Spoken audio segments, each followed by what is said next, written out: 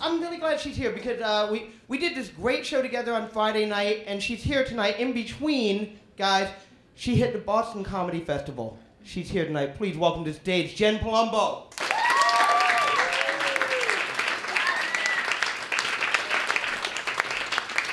Hello, how are we? This isn't TV, I can hear you. How are you? I am so happy to be here. Thank you for coming, because without you, we would look really stupid. So, thank you. My name is Jennifer Palumbo. Jennifer is a very unique, rare, and exotic name, as you know. Palumbo is Italian for pigeon. Thank you.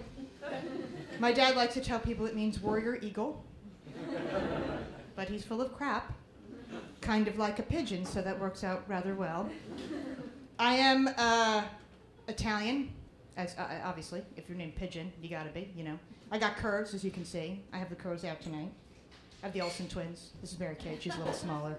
I've been trying to lose weight, and it's not going well. I'm not very good at it. Does anyone actually like working out? I'm like the worst at it. Thank you, no. I was at the gym, and I either watched The Simpsons or The Golden Girls. You know how they have the TVs out? The Golden Girls, I'm a huge fan of The Golden Girls. When people were worrying about whether or not Carrie would get with Aiden or Mr. Big, I was concerned about Sophia's sciatica. That's just me. So I'm at the gym, I'm on the bike, I'm watching The Golden Girls, and 20 minutes go by, and I realize I'm not actually pedaling.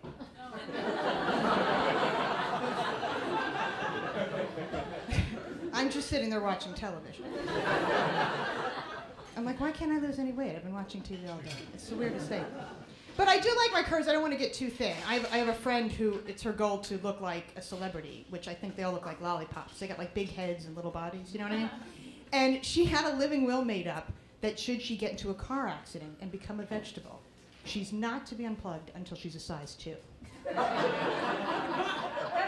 She'll be dead, but she'll fit into that dress that she always wanted to. Women never laugh at that joke. I think because they think it's a good idea, really. That's my personal theory. I'm also a Catholic, but not a strict Catholic. I believe Jesus walked on water. I'm just convinced it was winter at the time.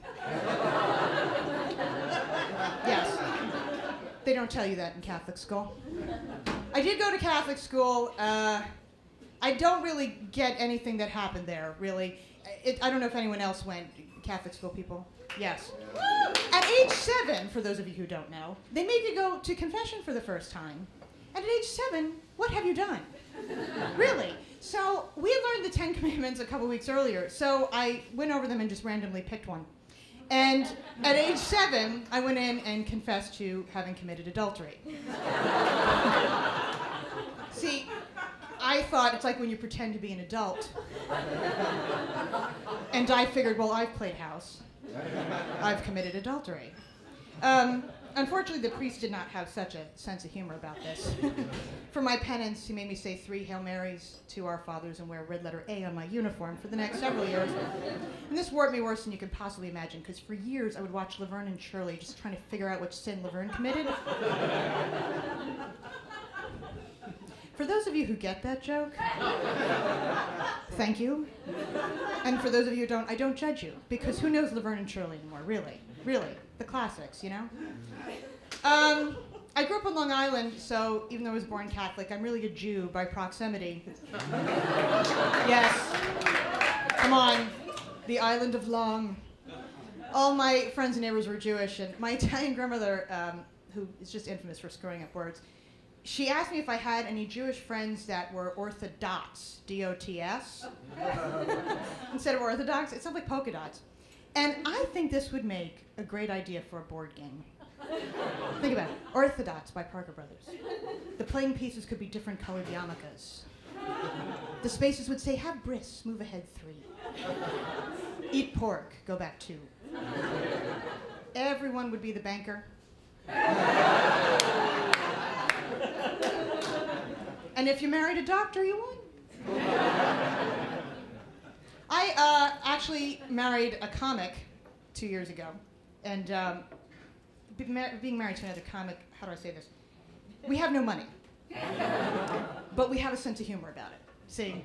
So that's how that works. I wish he could be a doctor. He played a doctor in dodgeball a couple of weeks ago. That's the closest that we've gotten. Don't judge me.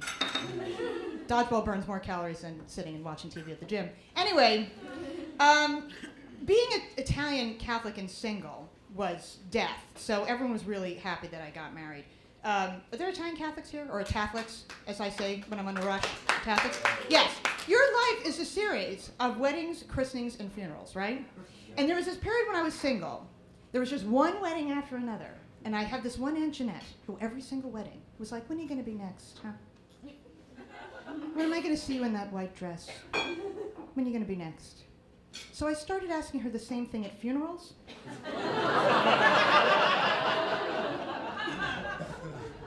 When are you going to be next, old woman? When am I going to see you in that box? Are there married people here by applause? Married people? Single people here by applause? Don't the married people just sound so sad?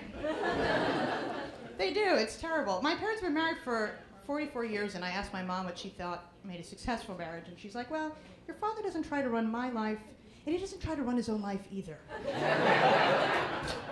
Asked my dad what he thought made a successful marriage. He's like, I don't know. Ask your mother. I haven't had an opinion since 1968. It's all very sad. I love, too, that when you ask married people if they're happy, they never say yes. Never, ever. They all answer like they're in AA, right? They're like, are you happy? And they're like, well, we take it one day at a time. 500 days in, we're doing good, we're feeling good. I don't know. I know all married women sound to me like they're trying to train their dogs. That's just my opinion. You know, like, I got Jeff to bring the dishes to the sink. I just got to try to put him in the dishwasher. That's the next step. It sounds like your uncle finally made on the paper. We're so happy. Now everyone's been asking when we're going to have kids, you know, and that's another big Italian Catholic thing, I think. It's just, you know, when you're going to have kids, when you're going to have kids.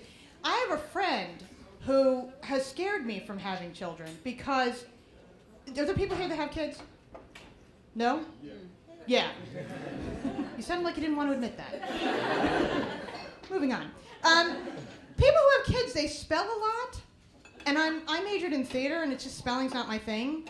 And then whenever I talk to this one friend, I can't tell if she's talking to me or her kid on the phone. Do you know what I mean? Thank you. She knows what I mean. And my friend Jen, I'm on the phone with her, and she's like, I was in bed last night with Bill, and he was paying way too much attention to my NIPPLES. I'll give you a second so you can spell that and catch on. She said, so I looked him dead in his eyes, and I said, get that out of your mouth, that's been on the floor.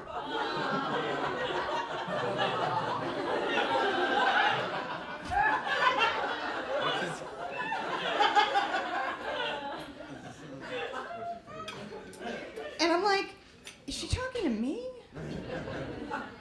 Her husband or her daughter? Because if she's talking to her husband, where have her breasts been? Which is my very important question. Do people, you're all on Facebook? Yeah. I don't know why, it just annoys me when people constantly post pictures of their kids on Facebook. Is that bitchy? I don't know why, it just drives me crazy. It's like, I don't want to see your kids, I want to see you, you know? And it's just like, one update after another of all the kids, one thing or another. It just drives me crazy. And a year ago, we're gonna get a little graphic, but just hang out with me.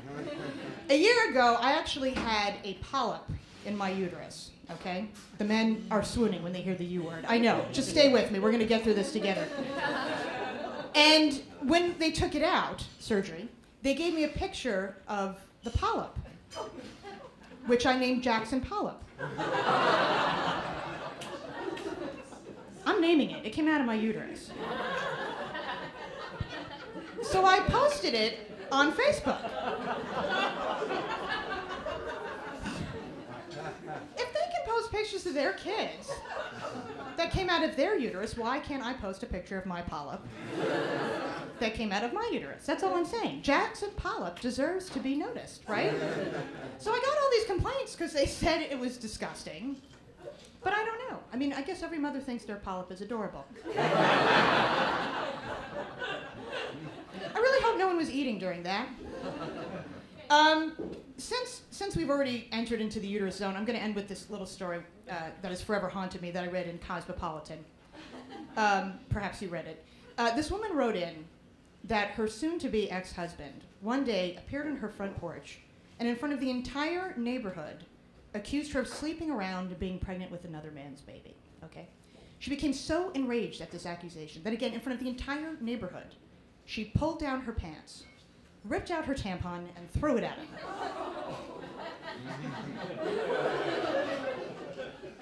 I was mortified. I could never get my tampon out that quickly.